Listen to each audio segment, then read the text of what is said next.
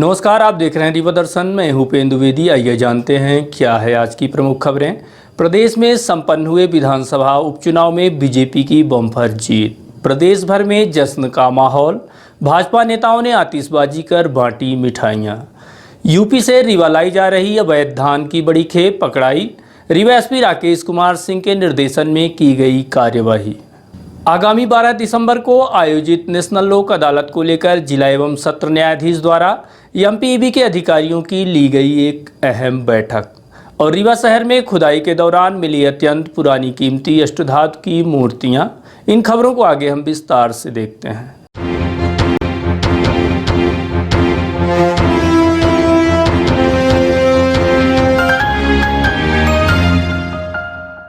मध्य प्रदेश विधानसभा उपचुनाव में भाजपा की भारी बहुमत से जीत को लेकर प्रदेश भाजपा कार्यालय भोपाल से लेकर जगह जगह भाजपाइयों द्वारा खुशियां मनाई जा रही हैं। वहीं उपचुनाव में भाजपा व शिवराज की अप्रत्याशित जीत को लेकर पूरे प्रदेश भर में जश्न का माहौल देखा जा रहा है। मध्य प्रदेश में हुए 28 विधानसभा सीटों के लिए उपचुनाव में भारतीय जनता पार्टी ने अप्रत्याशित जीत हासिल की है। वहीं बीजेपी की बम्पर जीत के बाद प्रदेश भर में भारी जश्न देखा जा रहा है। कांग्रेस द्वारा लगातार जो आरोप प्रत्यारोप लगाए जा रहे थे कि भाजपा ने सरकार गिराकर लोकतंत्र की हत्या की है और खरीद फरोख्त करते हुए शिवराज ने प्रदेश में सरकार बनाई है, इस बात को प्रदेश की जनता ने सिरे से खारिज कर दिया है। और एक बार फिर से सभी आरोपों एवं प्रत्यारोपों को दरकिनार कर जनता ने पुनः बीजेपी पर भरोसा जताया है। बीजेपी को सत्ता में बने रहने की एक बड़ी ताकत भी दी है। एक तरफ जहां बीजेपी की यह बड़ी जीत प्रदेश भर में हुई है, वहीं कांग्रेस ने एक बार पुनः अपनी नाकामी और कमजोर संगठन का एक बड़ा सबूत दिया है। भारतीय जनता पार्टी की उपचुनाव में हुई बड़ी जीत को लेकर प्रदेश सहित रीवा में भी भारतीय जनता पार्टी में जश्न देखा जा रहा है। इस ऐतिहासिक जीत के बाद भाजपा कार्यालय अटल कुंज में भाजपा विधायक गिरीश गौतम की अगुवाई में जश्न मनाया गया। इस अवसर पर वरिष्ठ भाजपा नेता कमलेश्वर सिंह, राम सिंह, एडवोकेट रावेन मिश्रा, अर्जुन सिंह चौहान, राजेंद्र ताम्रकार, बीरेंद्र गुप्ता के अलावा महिला मोर्चा प्रदेश महामंत्री प्रज्ञा त्रिपाठी, बिमलेश मिश्रा, माया सिंह, ममता गुप्ता समेत बड़ी संख्या में भाजपा नेता व कार्यकर्ता मौजूद रहे। जहां पर सर्वप्रथम बीजेपी के नेताओं ने एकत्रित होकर भारतीय जनता पार्टी जिंदाबाद, मुख्यमंत्री शिवराज सिंह व प्रदेश अध्यक्ष जिंदाबाद के नारे लगाए। तत्पश्चात जमकर आतिशबाजी की गई। आतिशबाजी के बाद उपस्थित नेताओं ने एक दूसरे को मिठाई खिलाकर बीजेपी की जीत का जश्न मनाया और एक दूसरे को बधाई भी दी। बुलेटिन जारी होने तक प्रदेश की 28 सीटों में से बीजेपी 16 सीट जीत चुकी है और 3 में आगे चल रही है। वहीं कांग्रेस प्रदेश में 7 सीटें जीत चुकी हैं, जबकि 2 सीटों में अभी कांग्रेस भी आगे चल रही है। हालांकि अन्य के खाते प्रदेश में नहीं खुले हैं। भारतीय जनता पार्टी जिंदाबाद, जिंदाबाद, जिंदाबाद। भारतीय जनता पार्टी जिंदाबाद, जिंदाबाद, जिंदाबाद। नरेंद्र मोदी जिंदाबाद, जिंदाबाद, जिंदाबाद।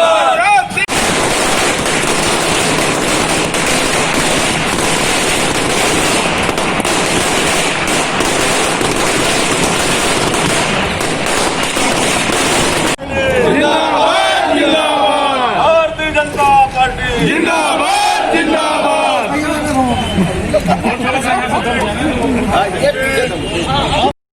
पार्टी जिंदाबाद, जिंदाबाद, जिंदाबाद। शुक्ला जिंदाबाद, जिंदाबाद, जिंदाबाद। राधल मिश्रा जिंदाबाद, जिंदाबाद, जिंदाबाद। सिंह चौहान जिंदाबाद, जिंदाबाद, जिंदाबाद। भाई अभी एक फोटो खिला दो। पीछे कर गया भाई, पीछे दीदी फोटो आया को 3 तरह से देखना चाहिए। एक तो 2018 में जनता को ऐसा लगा कि हमने चूक कर दी है, तो उस त्रुटि को सुधार करने का परिणाम है, नंबर 1। नंबर 2, कांग्रेस के घमंड और अहंकार को चूर करने का परिणाम है। नंबर 3, भारतीय जनता पार्टी ने 7 महीने के जिस तरह से कोरोना को कंट्रोल में किया, आम जन कल्याण का जो काम शुरुआत किया, उस पर मोहर लगाई है कि हमको इसी तरह का काम चाहिए, इसी तरह का मुख्यमंत्री चाहिए। ये परिणाम का वो तो चलेगा, लोकतंत्र के भीतर 100 का 100 कभी होता नहीं, और अब 1, 2, 3 चले गए, इसमें कोई फर्क नहीं पड़ता। पर महत्वपूर्ण चीज़ ये है कि हमने 20 या 20 से ज़्यादा सीटें प्राप्त की है, और अब तो कहीं कोई गुंजाइश ही नहीं है। इफ एंड बट का काम खत्म हो गया। अब तो एक तरफा जीत इसको माना जा सकता है भारतीय जनता पार्टी। वो तो पहले से तय था, स्क्रिप्टेड है। दिग्विजय सिंह का या कांग्रेस का स्क्रिप्ट लिखा हुआ है। और यदि आपको याद हो, ये 11 बजे ही नरोत्तम मिश्रा ने जवाब दिया था कि जब वो थोड़ा सा उलट पुलट हो रहा तो उसने कहा कि चिंता मत करो, 2 घंटे बाद दिग्विजय सिंह का बयान आने वाला है कि ईवीएम गड़बड़ है। तो वो तो तय है, पहले से उनका तय है कि जो हार गए तो ईवीएम है और जीत गए तो फिर कोई सवाल ही नहीं पैदा होता, फिर ईवीएम का झगड़ा नहीं। और जैसे उदाहरण आपको बताता हूँ कि 2014 में आज तक कभी कांग्रेस पार्टी ने कहा कि नरेंद्र मोदी के कारण हम चुनाव जीते। जब नरेंद्र मोदी जीत जाए तो कहते ईवीएम की गड़बड़ी हो गई, और जब हार जाए कहीं तो फिर वो नरेंद्र मोदी के कारण हार गए। एक भी बयान बताओ किसी कांग्रेसी जिसने कहा हो 2014 में कहा हो, 2019 में कहा हो, किसी चुनाव में कहा हो कि नरेंद्र मोदी की जीत है। तो उनका एक सगल बन चुका है कि हमको इस जीत को स्वीकार नहीं करना है। और शायद यही घमंड उनको कांग्रेस को रसातल में ले जा रहा है और कांग्रेस का नामो निशान मिटाने पर जनता उतारू है, मैं ये कहना चाहता हूँ। मध्य प्रदेश में भारतीय जनता पार्टी की बम्पर जीत पर भारतीय जनता पार्टी के लोगों ने आतिशबाजी करके, मिठाइयाँ बांट कर, एक दूसरे का मुंह मीठा करके जीत का जश्न मनाया है। मध्य प्रदेश की जो नाकारा सरकार 15 महीने आई थी, जिसके कारण मध्य प्रदेश पिछड़ेपन का शिकार हो गया था, जनता ने उसे पूर्ण रूपेण स्वीकार करके भारतीय जनता पार्टी के पक्ष में, भारतीय जनता पार्टी के विकास के पक्ष में, भारतीय संस्कृति के पक्ष में भारतीय मध्य प्रदेश की जनता ने जनादेश दिया है। और भारतीय जनता पार्टी को बहुमत देकर भारतीय जनता पार्टी की मध्य प्रदेश में स्थायी सरकार बनाने में जनता ने बड़ी अपनी भूमिका अदा की है। कितनी सीटें जीतते हैं? हम लगभग 21 और 22 सीटें के लगभग भारतीय जनता पार्टी जीत रही है। हमको तो इसे 9 सीटों की आवश्यकता थी, लेकिन हमको हमारे प्रति जनता ने भारतीय जनता पार्टी के प्रति, शिवराज सिंह चौहान के प्रति, हमारे भारतीय जनता पार्टी के प्रदेश अध्यक्ष माननीय BD शर्मा के प्रति जो स्नेह और जो उनके कार्यों को उनके पक्ष में अपना बहुमत प्रकट किया है, इसके लिए हम जनता का धन्यवाद देते हैं। और भारतीय जनता पार्टी को स्पष्ट बहुमत मिली, इसके लिए हम आप सबको और मध्य प्रदेश की जनता को बधाई भी देते हैं। भारतीय मध्य प्रदेश में जो 28 विधानसभा चुनाव का आज मतगणना थी, तो उसमें भाजपा को विजय मिली है। माननीय शिवराज सिंह जी के नेतृत्व में जो चुनाव हुआ था, उनमें 28 सीटों में अपने को 20 से अधिक सीटों में बढ़त मिली है। 5 सीटों का डिक्लेयर हो गया है, उसमें भारतीय जनता पार्टी जीती है। ये हम लोग की खुशी की बात है, गौरव की बात है। उसी उपलक्ष्य में हम लोग यहाँ पे खुशी मना रहे थे भारतीय जनता पार्टी के नेतृत्व में। यूपी से रीवा लाई जा रही अवैध धान की बड़ी खेप पकड़ाई। रीवा SP राकेश कुमार सिंह के निर्देशन पर की गई है यह बड़ी कार्यवाही। मध्य प्रदेश शासन द्वारा आगामी 16 नवंबर से समर्थन मूल्य में धान की खरीदी को लेकर पूरी तैयारी की जा रही है। वहीं प्रशासनिक स्तर पर भी तमाम तैयारियां जारी हैं। इसी बात को लेकर रीवा कलेक्टर द्वारा सीमावर्ती इलाकों में चेक पोस्ट बनाए जाने के निर्देश जारी किए गए हैं, ताकि दूसरे प्रदेशों से अवैध धान प्रदेश में ना आ सके। इसी का परिणाम है कि रीवा जिले में उत्तर प्रदेश से लाई जा रही अवैध धान की बड़ी खेप पकड़ी गई है। गत वर्षों की भांति इस वर्ष भी समर्थन मूल्य पर धान बिक्री करने को लेकर उत्तर प्रदेश के धान तस्कर अवैध धान की बिक्री के लिए सक्रिय हो चुके हैं। इधर रीवा जिला प्रशासन व पुलिस भी मुस्तैदी के साथ इन अवैध धान की तस्करी करने वालों के खिलाफ कार्यवाही करने कमर कस चुकी है। इसी का परिणाम है कि रीवा जिले के त्योंथर में बड़ी मात्रा में अवैध धान पकड़ी गई है, जो उत्तर प्रदेश से लाकर त्योंथर में डंप की गई थी, जिसे समर्थन मूल्य में बेचने की प्लानिंग चल रही थी। इस बात की सूचना मुखबिर के माध्यम से प्रशासन व पुलिस को मिली, जिसके बाद पुलिस व प्रशासन की संयुक्त टीम गठित कर SDM संजीव पांडे, SDOP नवीन दुबे, नायब तहसीलदार अंकित मौर्य व सुहागी थाना प्रभारी पवन शुक्ला की टीम दबिश देकर यूपी से लाई गई हजारों बोरी से अधिक अवैध धान जब्त की है। इस अवैध कारोबार में स्थानीय लोगों के संलिप्त होने की भी बातें सामने आ रही हैं, जिसको लेकर पुलिस जांच पड़ताल कर कार्यवाही में जुटी हुई है। वहीं इस बड़ी कार्यवाही को लेकर रीवा पुलिस कप्तान राकेश कुमार सिंह से बात की गई, तो उन्होंने कार्यवाही के संबंध में विस्तार से जानकारी दी। अभी शनिवार को एक बैठक हुई थी, जिसमें जिला एवं पुलिस प्रशासन के साथ साथ धान खरीदी की प्रक्रिया से जुड़े हुए अधिकारियों के साथ बैठक हुई थी। उस बैठक में यह बात बताई गई थी कि ढेर सारी धान जो है MSP पे बेचने के लिए यूपी से कुछ व्यापारी या कुछ आपराधिक किस्म के लोग बुलवा लेते हैं, जिस पर से मुखबिर तंत्र सक्रिय किया गया था। और इसकी सूचना SDM और SDOP को प्राप्त हुई थी, जिस पे कलेक्टर साहब से चर्चा करने के उपरांत ये पूरी टीम रवाना हुई। ये पूरी टीम रवाना करने के बाद वहाँ पे जाकर सोनौरी के पास एक गांव में जब चेक किया तो करीब 1000 से अधिक बोरियां जब्त हुई हैं।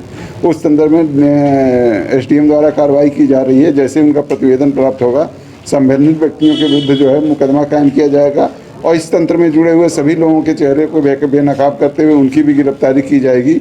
और इस तरह की कोई भी सूचना अगर कहीं से भी प्राप्त होती है तो कड़ी से कड़ी कार्रवाई की जाएगी ताकि इस जिले के किसानों को एमएसपी का लाभ मिले और अधिक से अधिक संख्या में जो धान खरीदी इस जिले से होनी है इसी जिले की हो, न कि दूसरे राज्यों की हो। जिला एवं सत्र न्यायाधीश द्वारा मध्य प्रदेश विद्युत वितरण कंपनी के अधिकारी कर्मचारियों की ली गई बैठक का मुख्य उद्देश्य आगामी दिसंबर माह में आयोजित होने वाले राष्ट्रीय लोक अदालत को लेकर एमपीईबी के अधिकारियों से चर्चा करना था एवं लोक अदालत का लाभ ज़्यादा से ज़्यादा लोगों को पहुंचाया जा सके, इस दिशा में विशेष रणनीति भी बनाई गई। इस अवसर पर जिला एवं सत्र न्यायालय के विद्वान न्यायाधीश माननीय अरुण कुमार सिंह, विधिक सेवा प्राधिकरण सचिव श्री लवानिया समेत विद्वान न्यायाधीश सुधीर सिंह राठौर के अलावा मध्य प्रदेश विद्युत मंडल शहर संभाग डी ओपी द्विवेदी, मनगवाड़ी आशीष बैन व वेस्ट डिवीजन एई राहुल श्रीवास्तव सहित अन्य अधिकारी मौजूद रहे। आगामी 12 दिसंबर को आयोजित होने वाली नेशनल लोक अदालत के संबंध में जिला एवं सत्र न्यायालय के विद्वान न्यायाधीश अरुण कुमार सिंह से रीवा दर्शन ने बात की तो उन्होंने बताया कि विगत वर्षों की भांति इस वर्ष भी नेशनल लोक अदालत के माध्यम से अधिक मामलों को आपसी सुलह से सुलझाया जाना है। चूँकि इस वर्ष की यह अंतिम नेशनल लोक अदालत है, इसलिए ज़्यादा से ज़्यादा प्रचार प्रसार कराकर इस लोक अदालत को सफल बनाने की कड़ी में एमपीईबी की बैठक ली गई है, क्योंकि जिले भर में एमपीईबी के 7000 से अधिक मामले हैं जिन्हें शासन स्तर में दी जाने वाली विशेष छूट का लाभ देकर सुलझाया जाएगा। वहीं बिजली विभाग के अलावा राजस्व समेत कई अन्य मामलों को भी आपसी सुलह के माध्यम से निपटाने का प्रयास किया जाएगा। इसके साथ ही विद्वान न्यायाधीश श्री सिंह ने यह भी कहा कि कोरोना काल को देखते हुए शासन प्रशासन की सभी गाइडलाइन का पालन करते हुए नेशनल लोक अदालत आयोजित की जाएगी। तो मीटिंग हो रही है, इसका उद्देश्य क्या है? हमारे यहाँ 12 दिसंबर को नेशनल लोक अदालत है। इस साल की वैसे भी ज़्यादातर नेशनल लोक अदालतें कुछ कैंसिल हुई हैं, लेकिन 12 दिसंबर को होनी है जो साल की लास्ट लोक अदालत है। इसमें बहुत सभी तरह के प्रकरणों का निराकरण होगा, जिसमें विशेष करके आज बैठक बिजली के प्रकरणों के संबंध में। इस जिले में 6-7 हज़ार से ऊपर लगभग बिजली के प्रकरण हैं और जिनका राजीनामा के प्रयास से अधिक निराकरण होगा, जिसके लिए कैसे निराकरण किया जाए। शासन के स्तर पर भी हर बार छूट आती है, उम्मीद है इस बार भी छूट आएगी और काफ़ी मात्रा में लोग निराकरण करते भी हैं। हमारे बिजली के अफसर लोग सारे लोग संयुक्त प्रयास करके नोटिस दे करके पक्षकारों को सूचित करके हम प्रचार करके अधिक से अधिक मात्रा में इस प्रकरणों का निराकरण, इसी बाबत आज मीटिंग की गई है। बिजली के अलावा और किस तरह के मामले लोक अदालत? बिजली के अलावा जिसमें राजीनामा योग्य सभी मामले, जैसे आपराधिक प्रकरण में जिसमें राजीनामा हो सकते हैं, कानून में जिसका प्रावधान है, चोरी संबंधी से लेकर के मारपीट वगैरह। सिविल प्रकरण में है जैसे कि आपके दीवानी से भी जितने संबंधित हैं। सबसे ज़्यादा त्वरित फ़ायदा सामान्यतः क्लेम के प्रकरणों में पक्षकारों को मिलता है। उसके बाद निगोशिएबल इंस्ट्रूमेंट एक्ट है, उनका भी फ़ायदा होता है। फिर इसी के साथ साथ जैसे बैंकिंग है, आपके नगर पालिका है और भी जो भी राजीनामा योग्य प्रकरण है, सारे प्रकरण उस दिन रखे जाते हैं। चूँकि राष्ट्रीय लोक अदालत है, इसलिए बृहद स्तर पर होने की संभावना है। कोरोना काल के सभी बचाव और सुरक्षा को ध्यान में रख करके अधिक से अधिक प्रकरणों का निराकरण किया जाना है। इधर आयोजित नेशनल लोक अदालत को लेकर तैयारी व अन्य व्यवस्थाओं के संबंध में रीवा शहर संभाग डी ओपी द्विवेदी से बात की गई तो उन्होंने बताया कि लोक अदालत के माध्यम से ज़्यादा प्रकरणों को आपसी सुलह से सुलझाने का पूरा प्रयास किया जाएगा। इस संबंध में नोटिस जारी की जा रही हैं, साथ ही जन तक नेशनल लोक अदालत की जानकारी भी पहुंचाई जा रही है। आयोजन होना है, बिजली विभाग के काफ़ी मात्रा में मामले पेंडिंग हैं, वो लोक अदालत में किस तरह से उसको सुलझाएंगे और क्या क्या तैयारियाँ हैं? अभी अपन ने क्या किया है, जितने भी अपने केस हैं सभी को नोटिस बंटवा दी है, सभी को पर्सनली इंटीमेट भी कर दिया है कि 12 तारीख को लोक अदालत है। इसमें जो भी सरकार के द्वारा छूट प्रदान होती है उसके लिए आके अपना निपटारा करें, नहीं तो उनके ऊपर सख्त कार्रवाई होगी। खुदाई के दौरान रीवा में मिली अत्यंत पुरानी अष्टधातु की मूर्तियां। रीवा शहर के सिटी कोतवाली थाना क्षेत्र अंतर्गत अशोक नगर में घर बनाने के लिए बुनियाद की खुदाई के दौरान 2 बेशकीमती अष्टधातु की मूर्तियां पाई गई हैं। इस बात की सूचना तत्काल जमीन मालिक द्वारा थाने को दी गई है, जिसके बाद पुलिस ने मूर्तियों को अपने कब्जे में ले लिया है। साथ ही इस बात की जानकारी पुरातत्व विभाग को भी दी गई है। रीवा शहर के रहने वाले सोमनाथ साहू, जो कि धोबिया टंकी स्थित रहते हैं, जिनके द्वारा अशोक नगर तालाब के समीप गृह निर्माण का कार्य कराने खुदाई कराई जा रही थी, जहां पर खुदाई के दौरान 2 अत्यंत पुरानी भगवान की मूर्तियां पाई गई हैं, जो कि अष्टधातु की बताई जा रही हैं। मूर्तियों की जांच पड़ताल समेत अन्य जानकारियों के लिए पुरातत्व विभाग को जानकारी दी गई है। हालांकि खुदाई के दौरान मिली मूर्तियों को सिटी कोतवाली पुलिस ने बरामद कर लिया है। बरामद की गई मूर्तियों में सबसे बड़ी मूर्ति का वजन 10 से 15 किलो तथा छोटी मूर्ति का वजन 8 से 10 किलोग्राम बताया जा रहा है। पुलिस द्वारा बरामद की गई अत्यंत प्राचीन मूर्तियों के संबंध में सिटी कोतवाली थाना प्रभारी आदित्य प्रताप सिंह से बात की गई तो उन्होंने इस संबंध में जानकारी देते हुए बताया। ये सोमनाथ साहू जी हैं, जो कि धोबिया टंकी के रहने वाले हैं और यहाँ पर अशोक नगर रानी तालाब के पास ये इन्होंने एक प्लाट खरीदा था। तो उसमें पहले दलदल टाइप का था, तो उसको फिलिंग करा दिया था हमने। और अभी इस साल उसमें भवन अपना मकान निर्माण करने के लिए खुदाई करवा रहे थे, नींव की खुदाई कर रहे थे। तो उसमें खुदाई के दौरान लेबरों को ये दोनों मूर्तियाँ नीचे मिली, तो उनके द्वारा फिर बताया गया, इसको ला करके और फिर प्रस्तुत किया गया, जिस पर से जब्त की गई हैं और संबंधित विभाग को सूचना दी जा रही है। और देखने से तो ये भगवान की मूर्तियाँ प्रतीत हो रही हैं और काफ़ी पुरानी, कई 100 सालों पुरानी प्रतीत हो रही हैं, किंतु इसके बारे में सही जांच के पश्चात ही बताया जा सकता है कितने 100 साल पुरानी हैं, अष्टधातु की हैं कि किस धातु की बनी है मूर्तियाँ, किन भगवान की हैं। ये सब पुरातत्व विभाग द्वारा ही बताया जा सकता है, जिसको सूचना दी जा रही है। और सभी जिले के समस्त थानों को ही सूचना दी जा रही है कि यदि किसी के थाने में ऐसी कोई घटना हुई हो पूर्व में जिससे संबंधित हो, तो वो भी इस पर कार्रवाई कर सकते हैं। New Indore save Bhandar super बाजार। नवरात्रि व दशहरे के पावन पर्व पर आपके शहर रीवा में सुपर बाजार की एक बड़ी सौगात। अब एक ही छत के नीचे मॉडर्न डेकोरेशन और संपूर्ण सुविधाओं के साथ किराना, प्रोविजन, कॉस्मेटिक, क्रॉकरी की संपूर्ण वैरायटी के अलावा उच्चतम गुणवत्ता के ड्राई फ्रूट्स, उपहारों की आकर्षक पैकिंग व्यवस्था के साथ होम डिलीवरी की विशेष सुविधा। New Indore save Bhandar super Bazaar, city tower, John tower के पास, college Chowk, Rewa. Household items market से कम कीमत पर, साथ ही 5% की आकर्षक छूट। New Indore save Bhandar super Bazaar, city tower, John tower के पास, कॉलेज चौक, रीवा। हमारा मोबाइल नंबर है 9691581527। आपकी सुविधा हमारा कर्तव्य। We value our customers. New Indore save Bhandar super बाजार।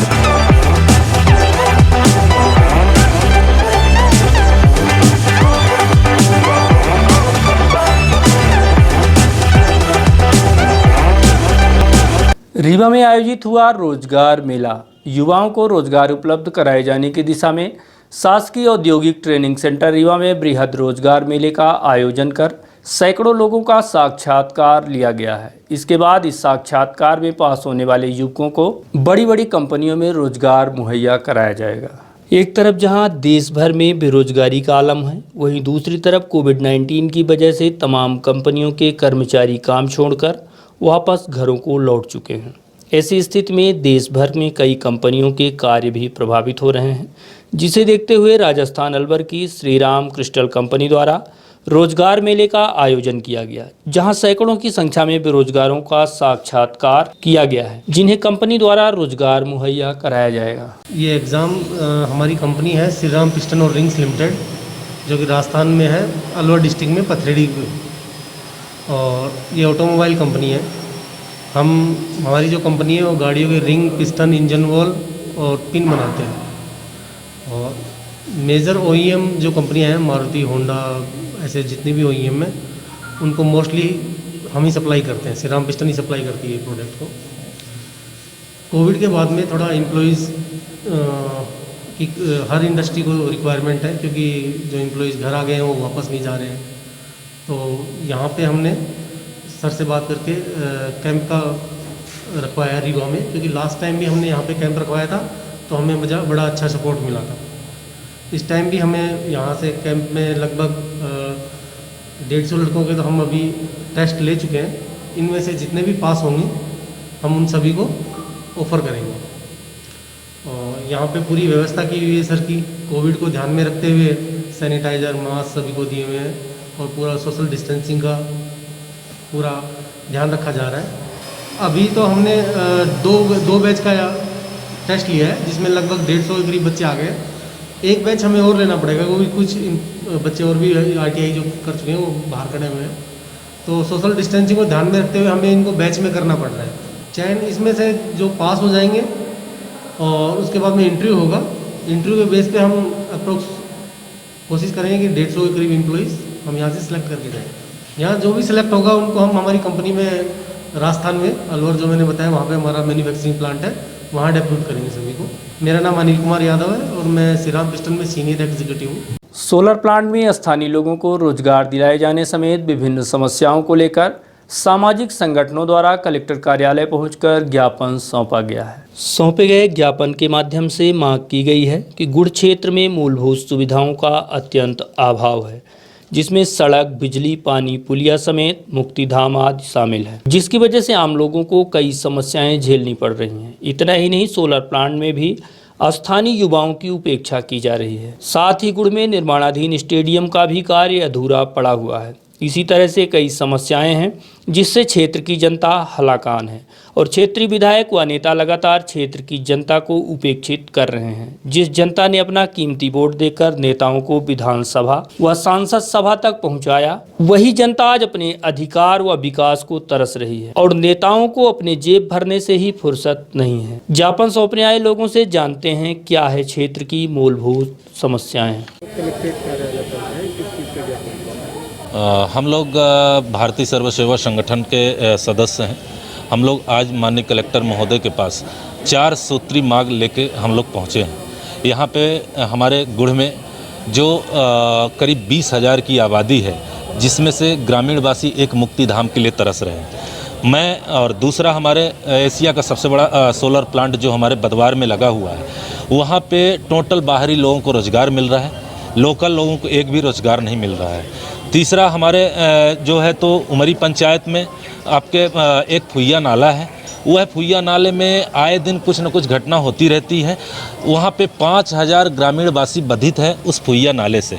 और चौथा हमारे बधवा पंचायत में सरपंच द्वारा अथाह अत्याचार, अथाह भ्रष्टाचार, जिसकी पराकाष्ठा कर दिया है उन्होंने।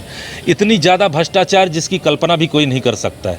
इसलिए आज हम सभी भारतीय सर्व सेवा संगठन के सदस्यगण आज माननीय कलेक्टर महोदय के पास ज्ञापन देने के लिए आए हैं कि हमारे जो मुक्तिधाम है गुड़ में मुक्तिधाम बने एवं हमारा जो लोकल सौर ऊर्जा है, सौर ऊर्जा में लोकल लोगों को रोजगार मिले। बधवा पंचायत में जो भ्रष्टाचार है उस पर जांच बैठे। इन्हीं सब विषयों के लेकिन और उमरी पंचायत में हमारा जो पुल है, जो 5,000 ग्रामीणवासी बाधित हैं, वह फुइया नाला में कार्य शुरू हो, इसीलिए हम लोग आए हैं और माननीय कलेक्टर महोदय को ज्ञापन दिए हैं।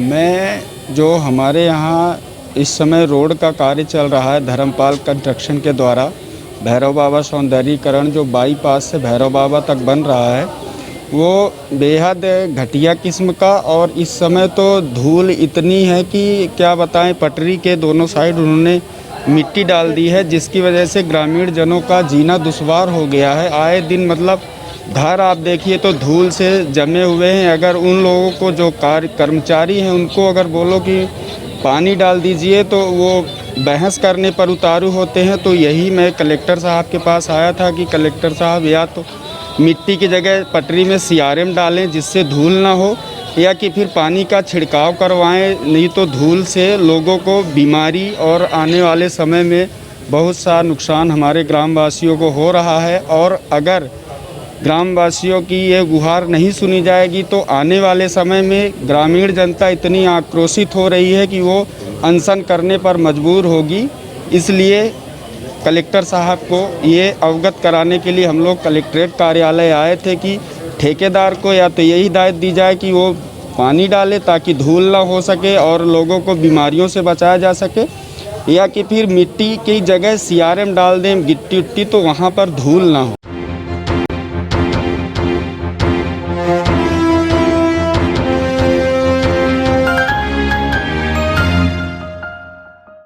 और अब चलने से पहले आज की प्रमुख खबरें एक बार फिर। प्रदेश में संपन्न हुए विधानसभा उपचुनाव में बीजेपी की बम्पर जीत। प्रदेश भर में जश्न का माहौल। भाजपा नेताओं ने आतिशबाजी करते हुए बांटी मिठाइयाँ। यूपी से रीवा लाई जा रही अवैध धान की बड़ी खेप पकड़ाई। रीवा SP राकेश कुमार सिंह के निर्देशन में की गई यह कार्यवाही। आगामी 12 दिसंबर को आयोजित नेशनल लोक अदालत को लेकर जिला एवं सत्र न्यायाधीश द्वारा MPB के अधिकारियों की ली गई एक अहम बैठक। और रीवा शहर में खुदाई के दौरान मिली अत्यंत पुरानी कीमती अष्टधातु की मूर्तियां। तो ये थी आज की प्रमुख खबरें। देखते रहिए रीवा दर्शन। दीजिए हमें इजाज़त। नमस्कार।